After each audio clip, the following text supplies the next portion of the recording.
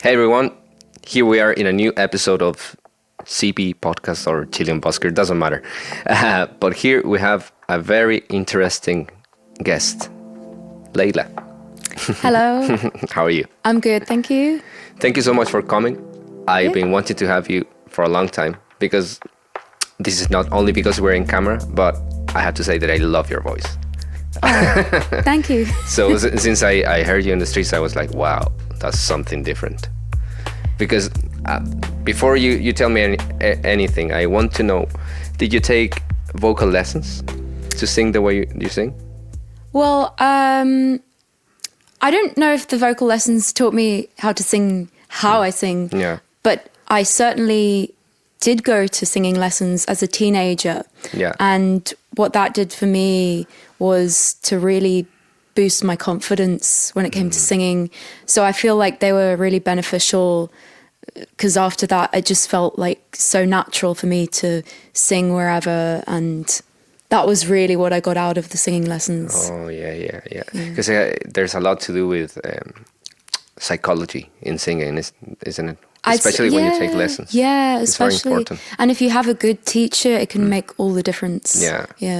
Yeah. My question was because of a technique you do, which is like the vocal fry. Oh, And yeah. you do it often, but it's nice because I don't know if you do it consciously, unconsciously. The kind of raspy thing. Yeah. Yeah, so it just came out naturally. I think when I moved to Northampton, I started busking there and I was singing all the time. And I think I just discovered it myself. When I moved to Northampton, it was after my school teen years, so it would have been after the whole singing lesson things. Yeah. But yeah, I discovered it kind of on my own and I just thought, oh, it's kind of cool, so why not go use it more? Yeah, that's very cool. So tell us about yourself. Where I asked you before behind the cameras, where were you from? Because your accent for me is not fully Irish, so I was like, I don't know if I should ask her. You know? Yeah. Well, the most frequent question I get asked in Dublin is, are you from Australia? And that is not true. I'm not from Australia. I'm sure Australians will disagree that I sound Australian. I was born in London, and then when I was nearly 7, I moved to Donegal with my parents to Letterkenny, where my dad is from.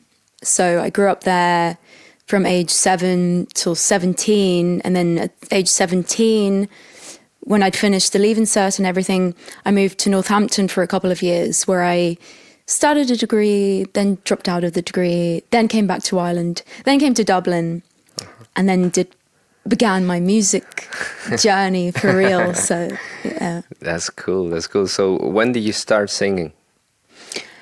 When did I start? Oh my God. Well, I've always, I think deep down known that I love singing and that I can sing. But as a child, I wasn't always super confident about it. I remember as a young child, maybe 3 or 4, singing to myself, say when I was alone in a room, and then when someone would walk in, I'd be like, like stop. Yeah. So I was super shy about, showing who I was. But there were little bursts of me doing it. Like, I think a friend of mine has a video of me singing Barbie Girl at one of her birthday parties or something. Aqua, and then well, yeah. Aqua, yeah? Yeah. That was super popular when I was in nursery school and primary school. Sorry to ask you this, but how old are you? I'm 29. 29. Oh, yeah. Yeah. So I would have been, those early years, I would have been into the Spice Girls and Barbie Girl. And, in my times, it was something like that as well. Backstreet Boys, Westlife from Ireland. Yes. Yeah. So, and then when I was 6, I used to watch Stars in the Rise with my parents. And I think that year there was a girl who was being Dusty Springfield. And so it was like, tonight, Matthew, I'm going to be Dusty Springfield. And then she came on and I just was I always had a good instinct of what I thought was good. So I was very drawn to that, and I just decided that I really wanted to learn that song. So I expressed that I wanted to learn the song, and then I came home from school one day and my dad had written out the lyrics for me. So that was pretty much the first song I learned off by heart. And I was pretty chuffed at myself for doing that. And yeah, and then I guess it was a bit that was just before we moved to Donegal. So as a child, I guess everything was a bit chaotic, moving house. So was that because of your dad's job or something like that? So why did we move? I think it's just that my parents wanted to move back to where my dad was from. He was an artist, actually, so he built his own studio behind the house, and they built a house when it was cheaper to build houses in Ireland. And and we were very lucky to have been able to do that. And I think maybe my parents thought it would be good for me to grow up in the countryside. I don't know, and I had a lot of cousins there as well. I think it's the best. Yeah. When you grow up I come from a small town in Chile, and I don't regret being brought up in a small town, because you get close to the people, you know everyone. Yeah. Maybe you can walk from school home. I don't know if is that well small where you used to live. There was obviously a bit of a community, and I couldn't.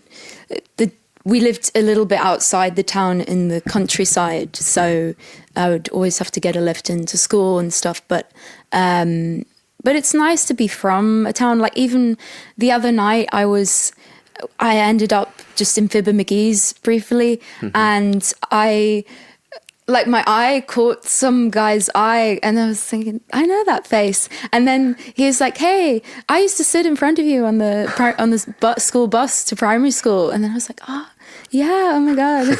So that's so random. So yeah, it was so random. They had been at the Blink-182 concert, so there was a big party there. So it was just so random, and it was nice because I could go, "Oh yeah." You have nice memories. Yeah, nice memories of the people I knew. Yeah, a bit of nostalgia probably from those days. We all get them. We all get that, I think. Yeah. And why did you choose to move to Dublin? Why did I choose to move to Dublin? So after my experience in Northampton, I came back to Donegal, and I kind of just didn't know what to do with myself. I was a bit lost. And then my dad the next day showed me, he said, "Why not do this?" And it was a degree in commercial modern music at BIM, Dublin. So I thought, yeah, you can do songwriting there. And I'd been writing songs for years at that point, and gigging. And so it just seemed like pursuing everything that I was already doing, but just getting a degree in it. Yeah. And that's pretty much what it was. And so and also that year there was an Imelda May scholarship that you could apply for. So I thought, okay, why not apply for that? And then I ended up getting it. And so that's amazing. That was another sign for me that, okay, this is what I'm supposed to be doing. That's the right path. Yeah. Yeah. And what's your purpose at the moment? Are you, like, I've seen that, and I told you that I love the videos that you've been releasing so far, because they're very creative. And what's your main goal with music, or what's your dream? What would you wish it could happen? Or probably it's already happening, I don't know. Yes, well, I hope that it's already happening. I suppose after multiple experiences and stuff, I definitely feel as though I have to, as a musician, always be authentic to myself and always look at the difficult truths and put it across in my music, or just stuff that I need to get out of my system. And I definitely want to be my own artist. And if I get known as Layla Jane, as my artist, I want it to be who I am, for real, and That makes sense. and yeah, just continue to do things my own way and express myself in my own way that comes naturally from some inner desire and expression. Yeah. Yeah, that sounds pretty cool. Like for me, it's the same. Like, I don't want to pretend to be someone that I'm not, you know, especially on social media. Yeah. Because it's easy just to follow that route because it's the easier way to go. Yeah. Yeah. Like following trends and stuff like that is just not my thing. And you know, you're worth it if people discover you and come across you, they're in for a treat because they're getting something Real. and meaningful. Yeah. So I feel like it's your responsibility as an artist to stay true to that and not to be to feel drawn into things that don't fit with your integrity. And, yeah. I wouldn't see myself doing 30-second songs for TikTok, for example, just to go viral. No. I know, yeah. Because nowadays, that's the main industry at the moment. I think. At the same time, it's cool to find ways of still maintaining your integrity, but finding ways to promote yourself that maybe are a compromise or a balance. Yeah. But still getting your little messages across. Yeah. And is there any stage here in Ireland, in the UK, where would you like to be performing at that you haven't? I mean, on a dream basis, I would love to be able to play my own songs in my own way to a massive stadium with like the 3 Arena. But I also love little intimate gigs, and you know, doing stuff like the Ruby sessions is great because everyone is silent and you can fully sing and everyone's like really fully listening to you. Yeah, because people go to those sessions to really listen to music. It's not like being in a bar or in a loud environment where people are not there for the music. So I think that makes it special. I have to be honest, I've never been into Ruby sessions, and I think I should. Yes, you should. I mean, I'm sure if you contact them. No, but I mean as an audience. Oh, as an audience member, yeah. As an audience. I would love to play there, obviously, at some point. But no, it's a very nice experience, and you can discover lots of different artists that way. Because what happens to me, at least, because I come from a different country, different background, when I come here, you usually think that all the artists in Ireland are just the buskers on Grafton Street. And you're like, But then if you go to places like that, Ruby sessions, or to Whelan's, you start like discovering a different world where there's much more than the same old songs we listen to on the streets. And there's so many creative people out there. Even when I'm here at the studio, and when we're at that room with Adam, and I look into this room and I see bands rehearsing, I'm like impressed, because there are some bands that are amazing, but I don't know them. I never heard of them. Yeah, I know. You discover so many different acts and artists, and I love that about here. Yeah. There's so much talent and enthusiasm for music. I wanted to do something a bit different for this episode. Sure. Right? So we're going to leave it until here. This is finished now. Okay. No, I'm joking. We're going to do a very, very short type of questions. Yes or no questions. Yeah. I'm going to do a few and we'll see how we do. For now, just answer to me yes or no. And then if you pick one of them, I can read them again and you can talk to the ones that you feel are like more interesting to talk about. Okay. How does it sound? Yeah. So Just you, yes or no. yes or no. Yeah, I'm and gonna. then see what happens. Yeah. Okay. We'll see. We'll see. We'll start with the first one. You think Dublin City is the best city for live music? Yes. Right. Do buskers in Dublin have it easy, you think? Yeah. Are music venues in Dublin too small? Yes. Do you think it's all about the pubs here in Dublin? Yes. And because of that, are Dubliners the best crowds? Yeah. Yeah. And yeah. would you say that busking is better than gigging? I mean, busking, yeah, busking is better than gigging. No. All right. Is Dublin too expensive for musicians? Yes. Do you think busking in temple bars should be allowed with amplifiers? Because it's allowed, but with no amplifiers? I mean, yeah.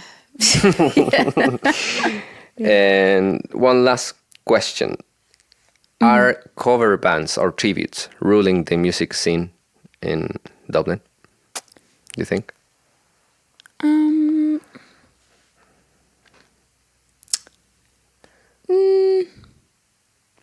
Yes or no? There's no in between. No. No? No. All right, we'll talk about that now then. Why? Yeah. Why would you say no to that question? I mean, I know there are cover bands, and they have their thing, and they probably get. It's probably easier for them to get regular gigs To make money out of it, Probably maybe, easier yeah. for the So I will say that. But there are also lots of little niches. I think in Dublin, you've got the Cobblestone, for example, Yeah. and you've got a lot of pretty good live music venues. I suppose places like Whelan's and the Workman's, and a lot of them do.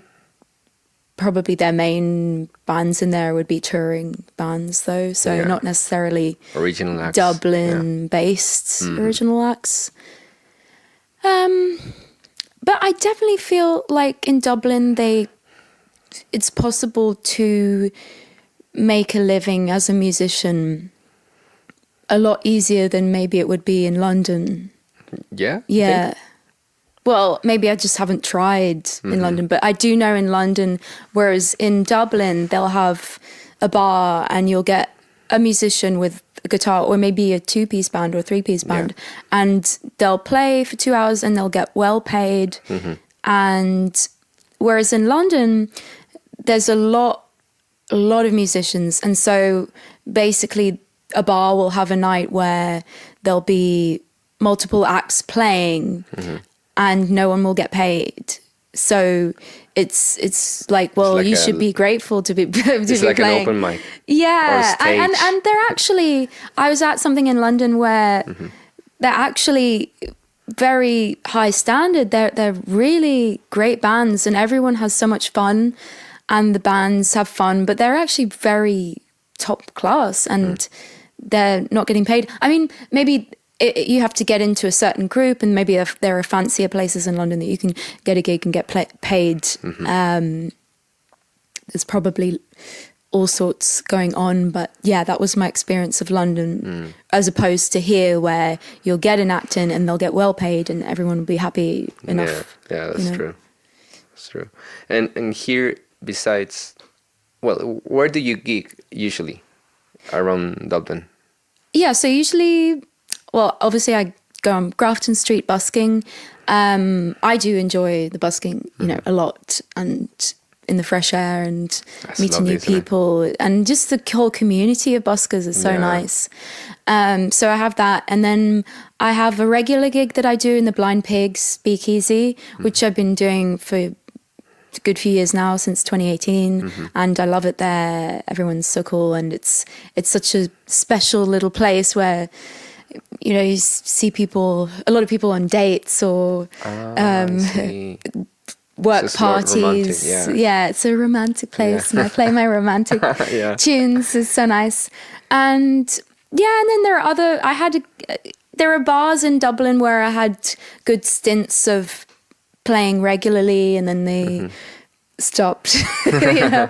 But now I do have a couple of other bars that get me in occasionally, and it's really just about the networking and It's how you who get to know people. Yeah, it really is. Yeah. If you just go cold, like go into a bar, say, can I have a gig, it rarely ends up that they'll give you a gig unless you know them, really. Or unless you talk to the agent that works with them.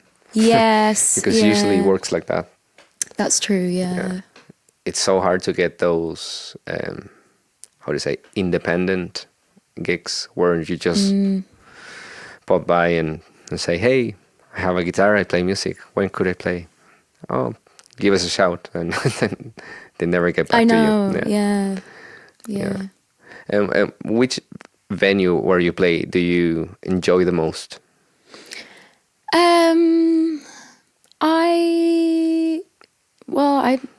I'm just thinking back. Last week I had quite a cool gig in Maher's Pub. It's a place where I played regularly, sort of on and off, and now I occasionally play there. And you know, you do so many of these gigs. Sometimes you advertise it, sometimes you forget because they're so frequent. And so this time the manager was like, Layla, you need to promote this gig. So I promoted it on my social media. And surprisingly, like I think a good few people must have come because of it, and they were super enthusiastic. I mean, I was like, at the end of my set, I was like, okay, I have to go now. And there's some really like passionate people there, like, no. And the people behind the bar were like, geez, what's going on? So that was quite a nice experience. Was that a 2-hour gig? Yeah. Just a 2-hour gig, 7 till 9, and they were very into it. Yeah. Because sometimes you play a gig there and no one, you know, everyone's no kind one of cares. no one cares, they're doing their own thing. But this was super into it. So I thought, wow, I must promote my every gig that I do now. Yeah, like, definitely. Loads, definitely. Because you have something special. Like it doesn't sound like every other musician. So I think that's the main reason why. Yes. You know? So like it's reassuring to know that there are people watching out for when you're playing and really serious about that. So that's pretty cool. It's a good way of building up your fan base, I suppose. Definitely. Yeah. In my case, I just think that just now people from here are started following me. But just now, I think. And I've been here for almost 6 years. Wow, So I have more followers from my home country than... so for me, if I did that, it wouldn't work the same way, I'd say. As well, I was kind of surprised too, because sometimes I promote stuff and you just feel like, what's the point? You know? Yeah. Especially with social media, so like, you think people will just, at the most, just comment on it, or share it, but they wouldn't show up. But the fact that they showed up to the gig is amazing. Yeah. And when you play those gigs, for example, you said the secret pig. The blind pig. The blind pig. That's more of a chill vibe, isn't it? Yeah. And you play it differently as to when you play the Mahers? Yeah, I suppose. The style of music you play and the way you play it. Yeah, I do feel sometimes it's about adapting to the vibe. Sometimes I might just feel, I only feel like playing this type of song tonight, you know. Yeah. I'm tired, but I can do that in the Blind Pig. It can be chill. Say if I do another gig, usually it's chill in the Blind Pig, but if I was in Maher's and I played there before when there's been a match or something on it, it's been absolutely packed. So I feel like I have to do energetic songs. Yeah. And my set would be a mixture of a lot of very standard blues stuff, which I might do a lot in The Blind Pig. But then I also have pop songs and my own songs and more energetic blues songs that everyone kind of likes. And then some folk, and That's cool. just picked up songs over the years, I suppose, different ones that I like. And you do your originals as well? Sometimes. Yeah? Yeah. That's pretty cool. Yeah. So I suppose I have the live gigs in pubs that I do. So I have all the covers that I learned for those. But then always on the side, in the background, I have going on my original stuff and getting the stuff recorded for my album. And No, but I mean, Yeah. in the gigs, when you're playing those gigs, Yeah. you play also your originals. well, I do play a few. Yeah? Sometimes. Oh, cool. And sometimes, well, like for example, the other night in Maha's, I played an original, and then the guy one of the people who turned up to see me was like, play another original, play an original. So I guess people like that as well, yeah. you know? Yeah, definitely. Especially if you have a regular gig. Yeah. People tend to know you. And Yeah. they already heard all the covers, so they want to hear something different, Yeah. which is nice. Yeah, that is nice. And just the last few questions. What do you have as a project now? What's upcoming now? Do you have a song recorded or an album? Are you recording video clips? What's your main thing at the moment? Yeah, well, a bit of everything, I suppose. So at the moment, currently, I'm getting the last track of my album mixed. So when that's mixed, I'll have the 10 tracks ready for my album, which is, it's probably been a few years in the making. I'd gradually built up the tracks because that was the way that was sustainable for me to do it. And I was able to pay for it myself by doing it gradually. Yeah, it's very pricey, isn't it? Yeah, so it's been a whole journey, and I feel like the songs on the album are very much stuff that, I need to just get out of my system and express. So that'll be great. When that's out there, I'll feel like, wow, this is a clean slate now. I can... You can chill more now. freedom. yeah, just chill, put my feet up. No, but there's always another. I even have a plan for another potential kind of album, maybe a different style after this one. So I've already got plans for after this is released. It never ends. And I have been enjoying making music videos for my songs. And so I've got one of those. I suppose I do have one that I'll probably release at the same time as the album, with a song that's on the album. So that's also being edited presently. That's pretty cool. Yeah. And when you do those videos, do you hire people to do it, like actors or like extras, or is it just yourself? Yeah. One camera, two cameras. How does it work? So I guess a few of the music videos have been the same people that I've hired because I have a good working relationship. And then maybe a couple of other music videos where I felt maybe the style was different, or just what was available to me at the time, it worked out a different way. But yeah, there's usually other people involved. Or I might most of the time it's my idea, and then I'll get a DOP to shoot it, try and find some nice locations. If I need extras, get extras. I think the biggest music video in terms of getting people in and getting extras was actually one of the first that I had shot, and the song was called Joe, and I know the people who own Arthur's Pub on Thomas Street. And so they very kindly allowed me to use the upstairs in Arthur's. And I was actually, the last time I was in the studio was with David Kozak, but he was the one that helped me pretty much, he produced that music video. He helped organize a lot of things. And so he put out a call for extras, and then I had to find someone to be the band on stage. There was a guy who I'd seen busking actually, and I thought, oh, he could be perfect for this music video. And then I asked him, do you want to be in it? And so everything just fell into place and worked out so well. And it was through that experience that I met the cinematographer that actually I've been working with now on a few other music videos. And he worked on the last one that I made too. So he's very good. That's Arthur. pretty cool. That's pretty cool. I would love to be able to do video clips like that at some point myself. Yeah. Yeah. I do remember a point where I was thinking about making music videos and thought, but how do I come up with the ideas? Like, how do people do that? And now it's become such a process that it almost has come naturally to me. So I actually, if I'd thought where I would be now, it would be like crazy. So it is possible, you know.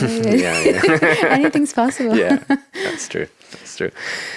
And I will make you one last question that is not related to your music. Sure. But is related to what's your favorite song? And you can choose only one. Oh my God. You know why I'm asking you this question? Because one day after a gig, I was walking with my trolley, obviously. Yes. I was walking with my stuff. If someone randomly on the streets asked me, hey, what's your favorite song? Out of the blue, and I was like, and I was able to answer, and I said, What was your favorite song? Daydreaming from Radiohead. Oh, It's from the nice. newest album. Because Nice. I like the vibe and the lyrics of that song. That's why. Yeah. My favorite song. I mean, it's so hard to say. There's so many songs that I like.